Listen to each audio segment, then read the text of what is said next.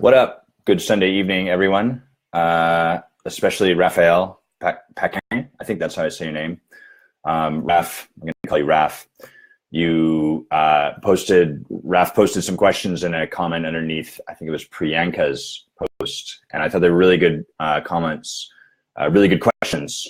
Raphael, you were asking some questions I think everyone here would benefit from, just from us talking about. And I think I know certainly I benefit when I think about this stuff. So I'm gonna read what you've got here, Raphael, what Raphael's written as best I can, and then I'm gonna kind of speak to what I see.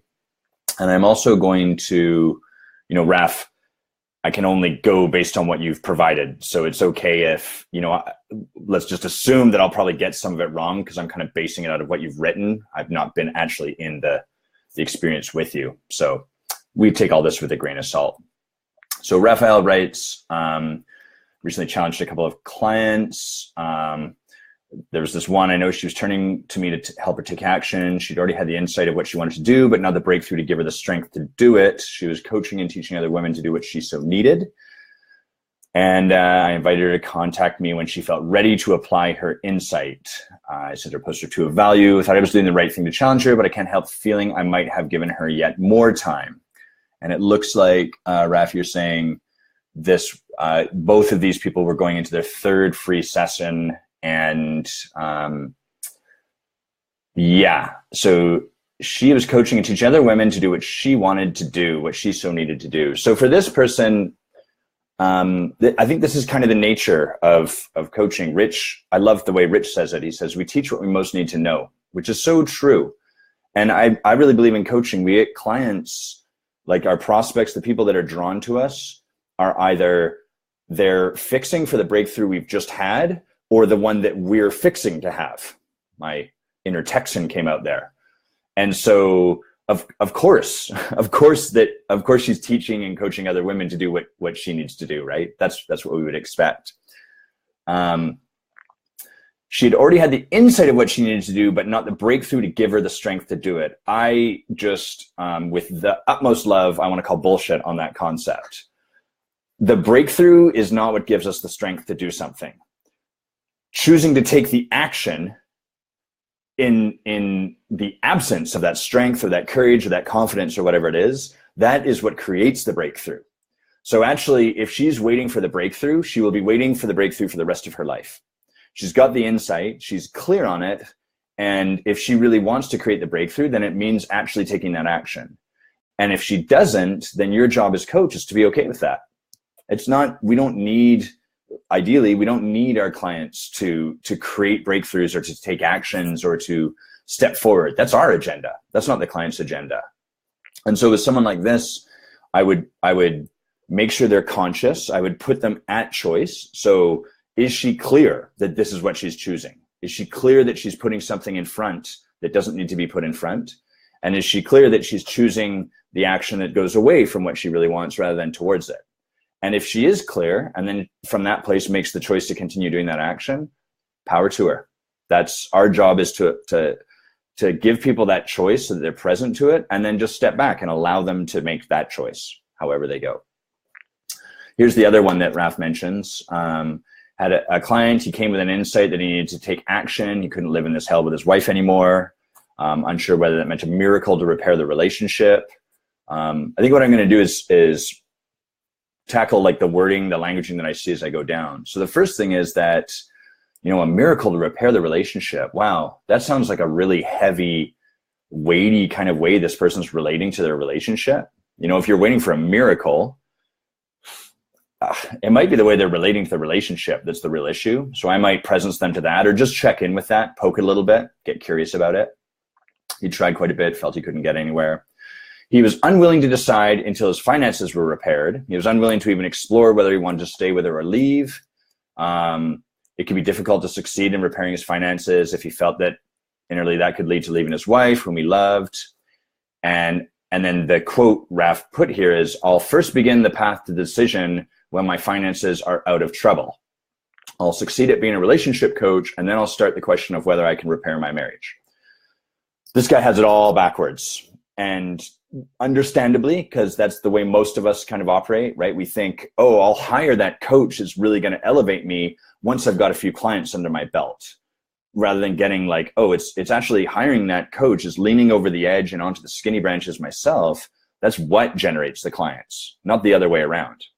This guy's doing the same thing. I'll begin the path to decision when my finances are out of trouble. So they're kind of waiting for things to be solved before actually living into the life that's there for them to live. The thing that's in the way is the way. And this person is basically kind of pulling back from their path. And so they're perpetually going to be waiting for this to change. So I might kind of presence that a little bit. I might also just get curious about how the story and the way that things go with the finances are related to the way things go with their fiance. Like, how are these two things actually the same thing? How are these two things entwined? And I might do that, because I'm curious about it, right? I don't know the answer. I don't know that they are, but I imagine that if they're kind of enmeshed, then waiting to solve one before you address the other one, you're always going to be screwed, right? Because they're together. You can't sort of do one first. They're part and parcel of the same thing. Wants to be a relationship coach. Well, we teach what we most need to know, so that's kind of perfect. And then Raf wrote here, I told him that it sounded like leaving her was the decision behind that thinking. He wasn't sure. I told him that I told him I could not see myself. So Raf, sharing some of your own story, I could not see myself succeeding if it was a prerequisite to get out of hell, especially as a coach, and definitely as a relationship coach when hell's my relationship. I worked on that concept with him for some time. He saw my point, but decided that blah, blah, blah, blah, blah. So Raf, I really think this sounds to me like your agenda rather than your clients. It sounds like you're trying to get your clients somewhere. You're trying to push them in some direction. Perhaps you're trying to get them to see something that you think they really need to see. It feels kind of like you're really needing your client to kind of come to some awareness so that then they will take some action to move beyond where they are, which I completely get from the point of view of a man with a big heart who cares a lot about people. But that's not what coaching is. The role of coach is for us to actually allow people to be exactly where they are and to just support them in their exploration of wherever they happen to be. And this can be really challenging for those of us that care a lot about people or that aren't very good at letting ourselves suffer. Because if we can't let ourselves suffer, then we can't let other people suffer. And when we see people like that, we try to fix them and move them out of it.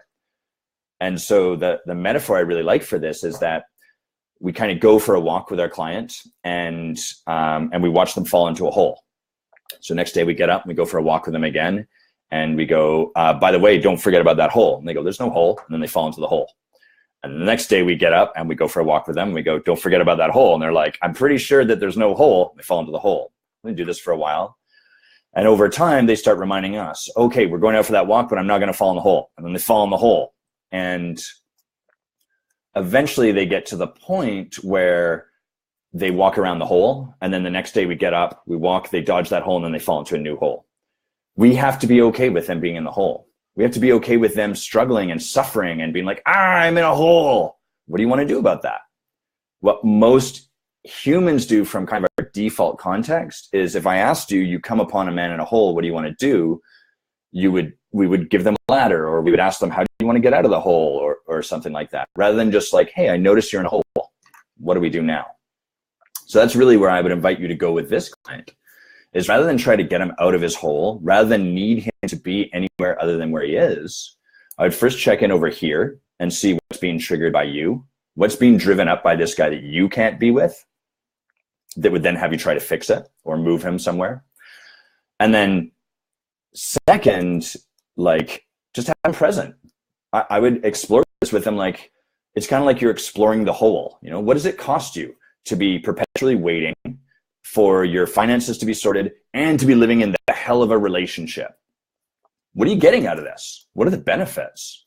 Because there's always costs and benefits to any particular pattern that we're in and that we're living out. So sure enough, if you really dig, if you really explore with this client, there's a payoff. They get something out of this. And at first they may be like, there's no payoffs, I'm crazy. but people are way smarter than we give ourselves credit. And I promise you that there are payoffs. And until this person can fully own all of it, it's unlikely that they're really going to take any kind of action to move beyond it, anything to step past that. So if I were to give you some practices around this, Raf, for yourself, I would invite you to notice those situations where, like, just to look where you're unwilling to let yourself suffer. Where do you need to, maybe the way it looks is you have to find a positive for everything. You can't just let yourself be sad. Or maybe you are like me and you tend to analyze and rationalize, which is a great way to avoid suffering because we numb ourselves to it if we stay up here in our head. Look for that stuff and practice just being with people in their struggle without having to do anything else. Just loving them, letting them be there. And if you're coaching them, you can practice everywhere in the world. But if the particular times when you're practicing is in a coaching conversation, then simply presence them to this. What is this costing? I notice you're really suffering here. How's this going for you? How do you want it to go? What's the cost? And then your last sort of questions, all three actions you say feel right, yet I'm left with, would better coaching have given them the insight to take action? Should I have given yet more time to slow down, dig in, and get them more? Well, I'm learning to be a better coach and do it in less time. I remember a man who trained me, a brilliant coach. I was on a call where he was coaching me on my coaching. And I was sharing where I was at with this one particular person I was training at the time. And he said, you know, Adam, I noticed that you always want to hit a home run for people. Every time you step up to plate, you just want to belt it out of the park. And that's great because you care a lot. You really care. You really want to create breakthroughs for people and move them forward. That's not what this game's about. This is a game of hitting singles and moving people forward one base at a time. This is a baseball metaphor. Hopefully everyone's following that. And if you show up to this game expecting to hit a home run every time, it's going to be devastating. And you're going to get frustrated with yourself and with your clients because neither of you are sort of performing at that level because frankly, you can't. Life isn't about continually hitting home runs. There's drudgery and there's the plateaus, you know, when we're not broken through to the next level and all of that stuff. So I really invite you to just trust just move people onto base. Maybe all you did for this person was give them insight that, wow, I'm choosing to live in hell. That can be a life-changing insight for people. Like that's the sort of thing that'll sit with them for the next 3 years. And who knows, right? Maybe 3 years from now, they call you back up and they're like, God damn you, Raphael. Like that really pissed me off when you said that, but it was the most powerful thing anyone's ever said to me. And I think I'd really like to have a conversation with you again. Could we do that? So you just never know. And as long as your focus is on the home run, you kind of eliminate your ability to see the good that you're doing in the world when you're not hitting a home run. I feel like I've forgotten that anyone else is on this now and I'm just speaking to myself. So again, I get as much out of this as anyone else. Perhaps more, hopefully more. Is this correct filtering process? Here's my other hunch for you, Raf, is that I would really, 3 free calls just feels like a lot without any other information. And I would love for you to put people to a choice sooner. So like have the powerful coaching conversation, give them an experience, gift them that time if that feels good to you.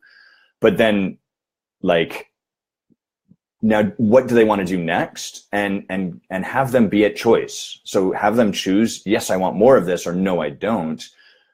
I don't know what it is, but there's just something that I pick up energetically. And when I read through what you've written here, that suggests to me, I think that the edge for Raf would be more power, same amount of heart, less time, rather than drawing it out even further. So this is by no means a rule or a formula to be followed. There's going to be a point where your new edge will be actually spending more time rather than less time. Right now, what feels to me to be the case is that actually the best way I can say it, I want to feel you leaning in a little more powerfully that way with your people. Like, hey, I'd love to give you more time, and I'm clear that the best way I can serve you now is in a committed coaching relationship. Do you want to talk about that? No? Okay, no problem. There's a million other people that want your time, Raf. So gift it to them. Allow yourself to be in that abundance. Awesome. Great question. I love this. I hope this has been of value to, well, actually, I know this has been of value to one person, me, so whatever. Oh, I just noticed there's comments here. What up, Barry? Who has hair that good? This is hilarious. I came on here and I was like, oh my God, my hair is absolutely ridiculous tonight. The end of a Sunday of packing everything. And so thanks. I'm blushing a little bit and I feel great that you said that, Barry. And what up, Shelly? So great to see you. Okay. Have a great night, guys. Awesome questions. Keep them coming. Bye-bye.